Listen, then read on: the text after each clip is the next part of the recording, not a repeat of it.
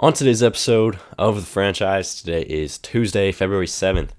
In this episode, we are going to talk about the Kyrie Irving trade to the Dallas Mavericks. On Friday's episode, we went over Kyrie requesting a trade, and he literally got traded 2 days later. So we're going to talk about that trade, as well as LeBron has the potential to make history tonight on Tuesday against Oklahoma City Thunder. He has the potential to break the all-time scoring record held by Kareem Abdul-Jabbar. We'll talk about that, as well as Aaron Rodgers. A lot of news and rumors about him and his future, not only in the NFL, but with the Green Bay Packers. Go over some scenarios for him this off season. Before we get into it, as always, the franchise is available on YouTube, Spotify, and Apple Podcasts. All right, Kyrie Irving. The video's also been freezing a lot if you're watching along, so it might be free. It might freeze at times. Kyrie Irving. On Friday's episode, we talked about him requesting a trade from the Brooklyn Nets, seemingly out of nowhere.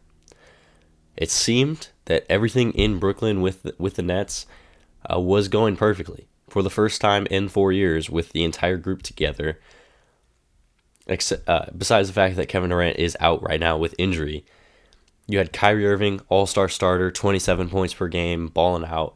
You had the Brooklyn Nets, the 4 or 5 seed in the Eastern Conference, one of the best teams in the league. And the thought was, not only is it going well in Brooklyn, they might be a team that can go out there and win a championship if everything goes right, not only for the rest of the season, but into the postseason. And for Kyrie, he's been quiet for these past few months. Obviously, to start the season, he had that controversial post that required him to be suspended from the team and lost his Nike sponsorship and a lot of things off of the court. But since he came back from the team suspension, he's been quiet. Everything's been great. He's just been playing basketball, and he's been doing that at the most highest level, which is an all-star starter, 27 points per game, one of the best players in the league. In my opinion, he's the second best point guard in the NBA when he actually is on the court playing. But he decided to request a trade from the Brooklyn Nets. He said, because he was going out there trying to get a contract extension. And like I mentioned that last episode, he wants a long-term contract extension, right? He's going to be a free agent in the offseason. And this really started last offseason with Kevin Durant requesting that trade from the Brooklyn Nets. We never really got an answer why Kevin Durant did. You can speculate, the Brooklyn Nets never won anything. They just got swept by the Boston Celtics in the first round of the playoffs. And then the entire team has never been on the floor together. KD, Kevin Durant, Kyrie Irving, and then when they had James Harden, played, I think, 10 games total together. Those are the three of the top 20 players in the world. They played 10 games together. KD and Kyrie have barely played many games together. I believe the number is like 40 or 50 games. And then for Kyrie, who we're really talking about right now, throughout his career, he's played 20, 54, 29, and 40 games with his time with the Brooklyn Nets.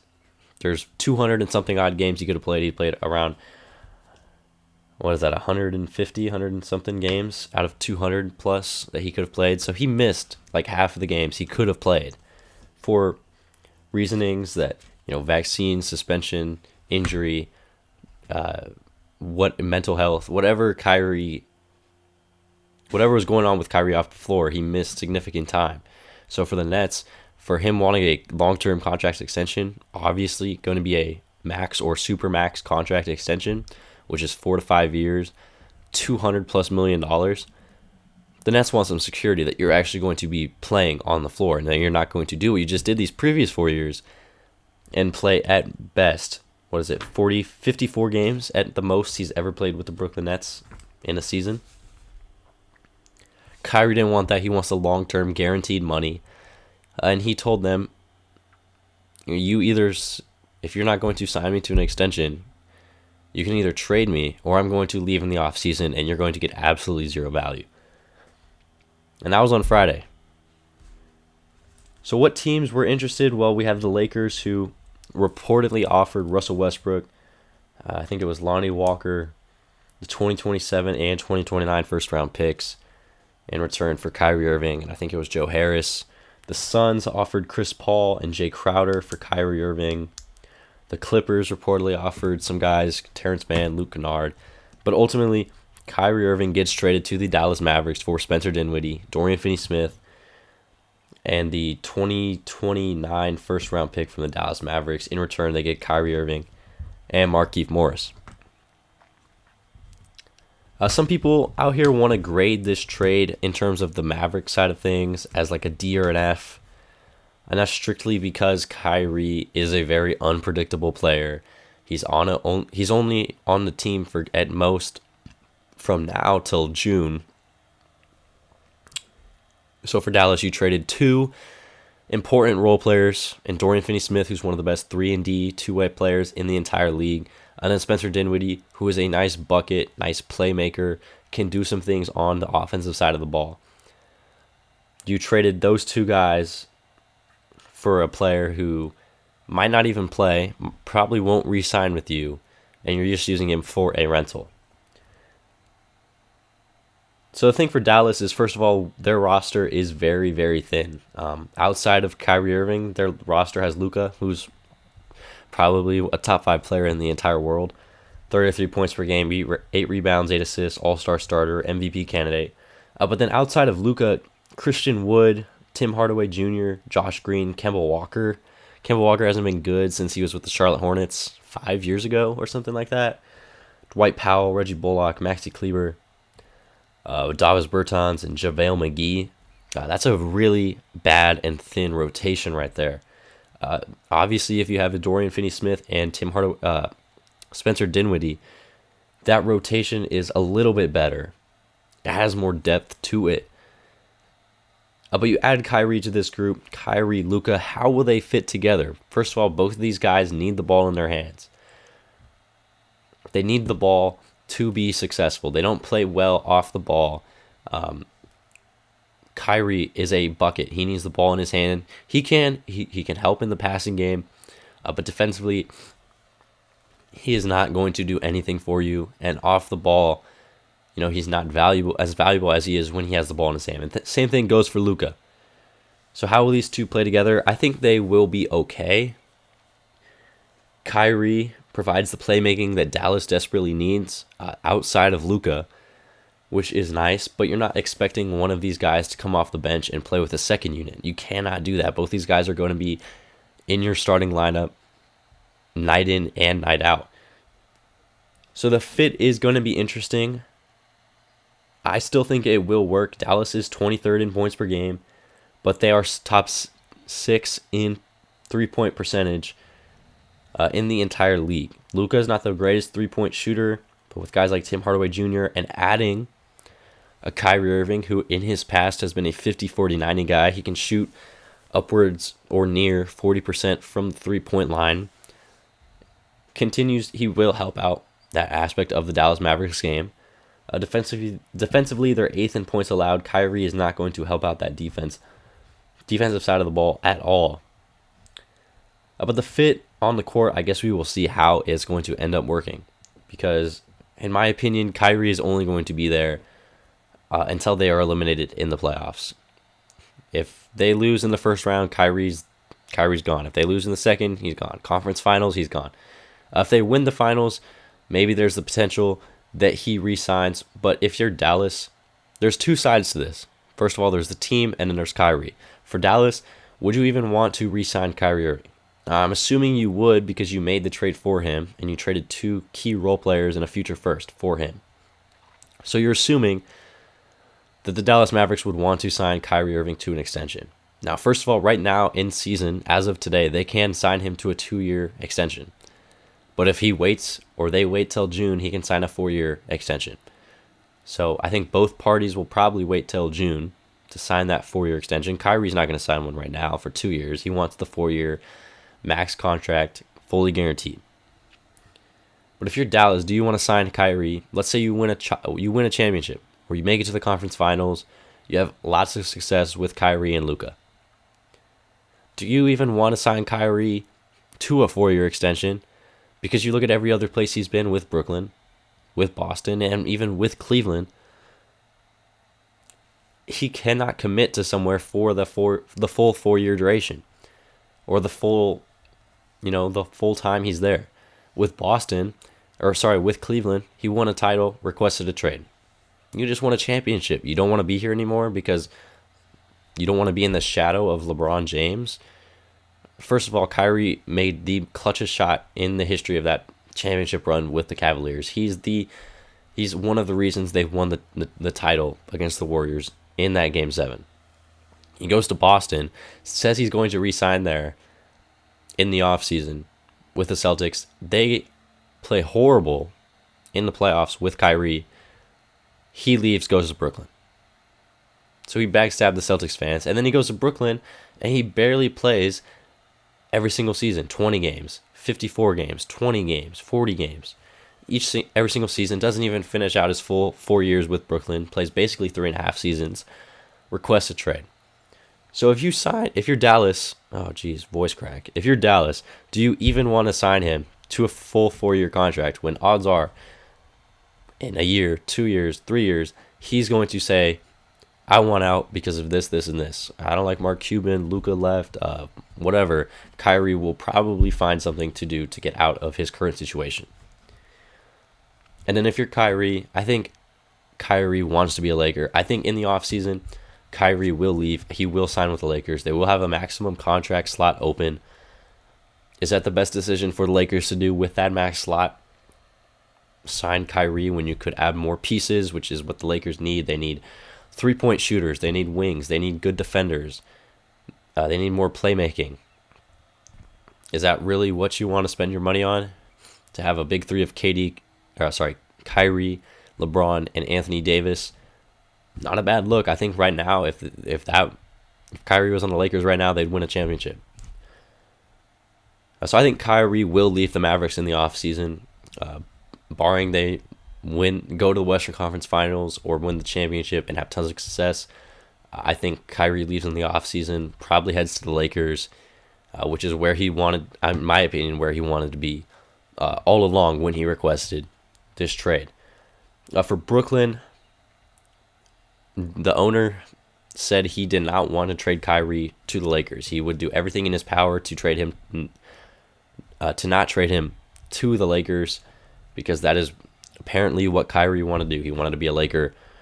That's where he wanted to go. Brooklyn, they get Spencer Dinwiddie and Dorian Finney-Smith. That is a nice package. Nice pieces to add. Obviously, you're losing Kyrie, one of the best players in the game, when he's on the court. When KD comes back, I think this team will still be solid. They could still make some more moves to improve the talent on the roster. They could move on from the bad contract of Joe Harris. He hasn't been productive this season. But this roster could still be good. For KD, which is the next part of the Brooklyn Nets saga, what does KD do? Obviously, in the offseason, he requested that trade. They came to terms. They said, okay, we'll play it out for the season. I think KD requests a trade. I ultimately think he is no longer on the Brooklyn Nets at the start of next season. I think with Kyrie leaving, I think this team has no shot at winning the finals. They might be able to win a playoff series, right? So let's say they make it to the second round, conference semifinals. I think they don't make it past the semifinals. They do not make it past the second round in these playoffs. And I think KD ultimately leaves. You look at the saga with the Nets. James Harden gets there, requests a trade. He's out. He doesn't want to be there anymore.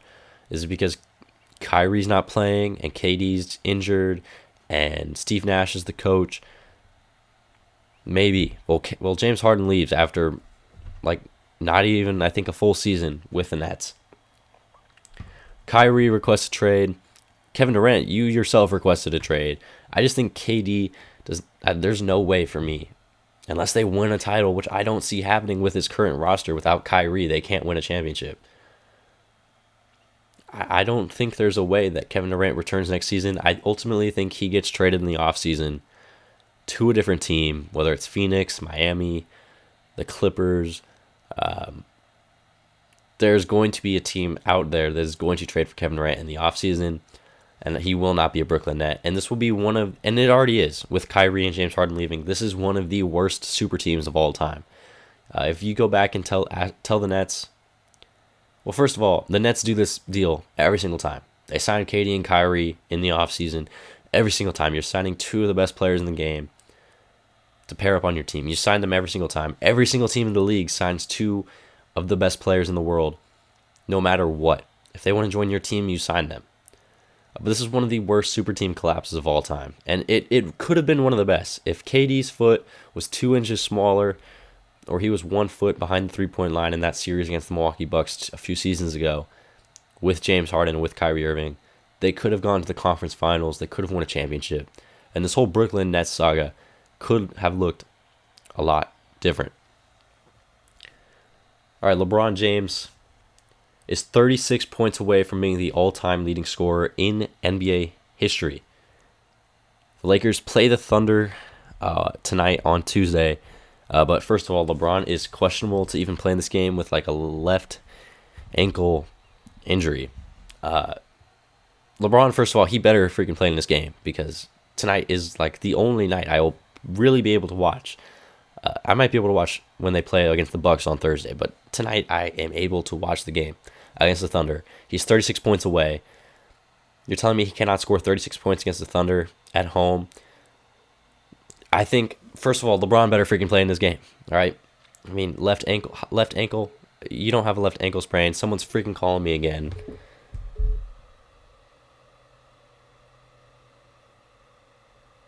Yeah, I don't know who this is. Please do not call me during the podcast.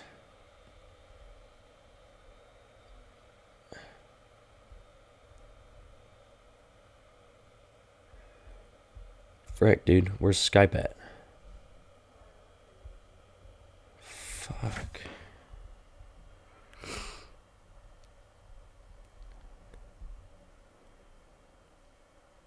Jeez, bro.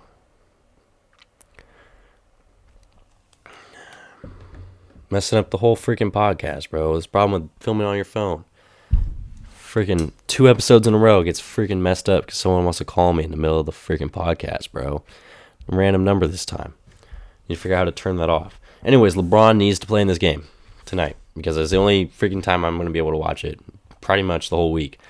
He's 36 points away. LeBron said, I think it was today on like the Orange County Register, he said he is the GOAT. He feels that he's the greatest player of all time.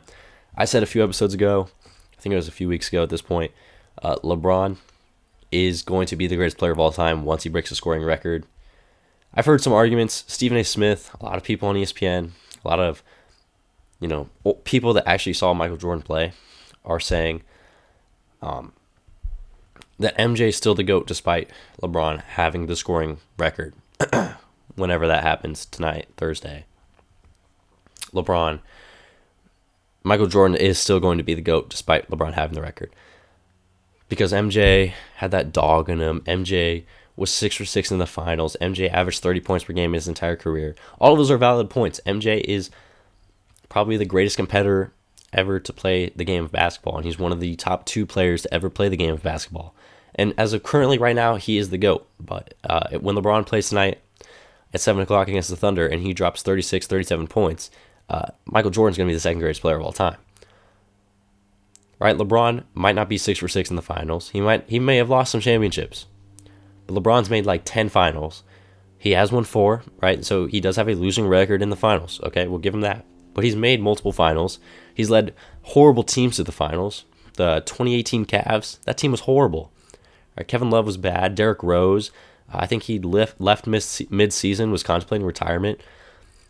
That 2018 Cavaliers team was horrible. Led them to the finals. Obviously, they didn't win. Right, but he's led multiple teams to the finals. That early 2000s Cavs team, when they played the Spurs, that team had no shot at winning a championship. But LeBron took them there. LeBron's won, I think it's 3 or 4 or 5 MVP awards. It's somewhere in this giant book of stats. I just don't know where exactly it is. LeBron's won a scoring title. He's been consistently the best player in the league for 20 seasons. He's 38, averaging 30 points a game, 8 rebounds, 7 assists, and 50% from the field. First of all, sidetrack this GOAT conversation. LeBron's not even in the MVP conversation, and he's putting up 30 points per game at 38 years old. About to have the all-time scoring record. The Lakers are bad, right? I know that's part of the MVP conversation is how good is your team. especially in the NBA, the narrative is your team good? Okay, who's your best player? The Nuggets are good. Who's their best player? Jokic? Okay, MVP candidate. But the Lakers and LeBron, Lakers are bad, but LeBron's playing the best basketball of his career at 38 years old. So how is he not in the MVP conversation? That makes absolutely zero sense. But back to the GOAT debate.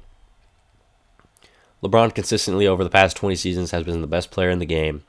He may not be the scoring champ every single season, but he does have the all-time scoring record in about 13, 14 hours when he plays, hopefully, tonight against the Thunder. He will be the all-time. He will have the most points in NBA history.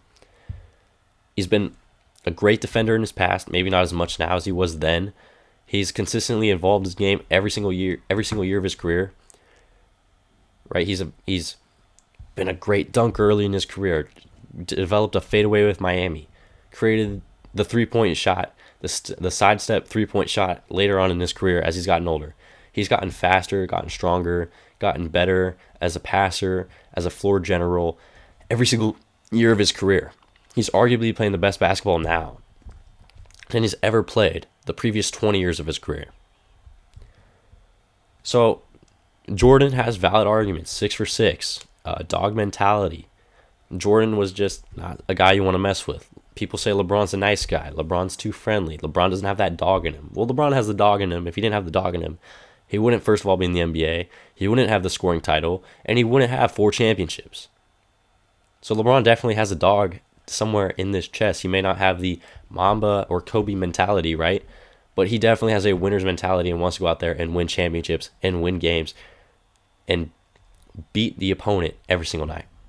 I think LeBron's the GOAT, and that will be solidified tonight when he plays against the Thunder. If he doesn't play against the Thunder, that's moved till Thursday. Michael Jordan will still be the GOAT for a little bit longer. Right now, as I'm recording this, 11:16 a.m., Michael Jordan's the GOAT. But at, 7, 8 o'clock tonight, LeBron James will be the greatest player of all time. All right, finally, Aaron Rodgers. He's actually literally talking to Pat McAfee right now, so I have no idea what they're saying. But there's been a lot of rumors recently, especially with the Tom Brady retirement and Aaron Rodgers, what he's going to do this offseason. There's a few things that could happen. First of all, Aaron Rodgers could retire. He's talked about retirement a lot over the past 2 seasons.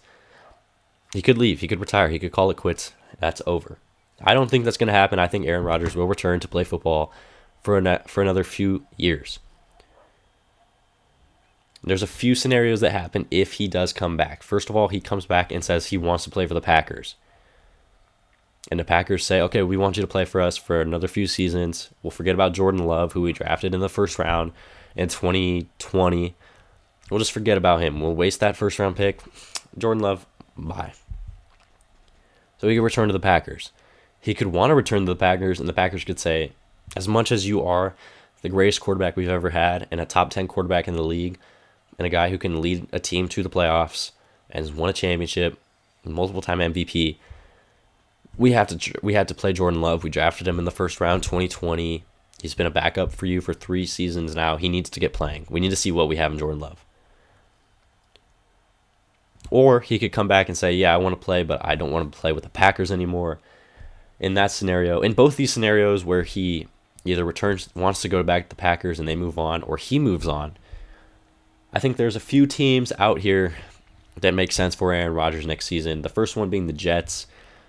This narrative is going to be pushed out a lot. Former offensive coordinator Nathaniel Hackett's over there as the new OC with the Jets. They have a championship caliber defense. Like, their defense is really, really good this past season. It's going to be good next season. Offensively, they have pieces. Garrett Wilson, Elijah Moore. Oh my gosh, who was the guy that just tore his ACL? Breece Hall, the running back who tore his ACL this past season. You add Aaron Rodgers to that group with some cap space and some pieces added in that receiving core and maybe to the offensive line. And the Jets are going to be really, really good. The Raiders, this one's been thrown out a lot recently. His former receiver, Devontae Adams, is obviously there. They're moving on from Derek Carr.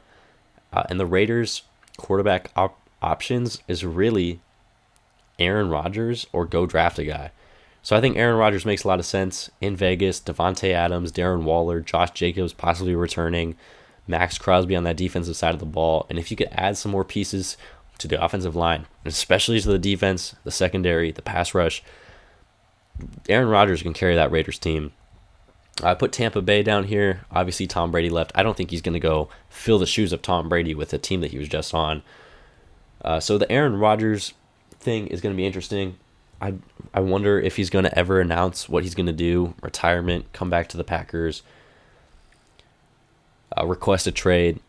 I think it's going to be interesting, though. If he does decide he wants to play football again and he wants to return to the Packers have an interesting question to answer. Do they keep Aaron Rodgers, or do they actually go forward with Jordan Love, which they kind of need to do because they drafted him in the first round. They traded up to get him in the first round in 2020.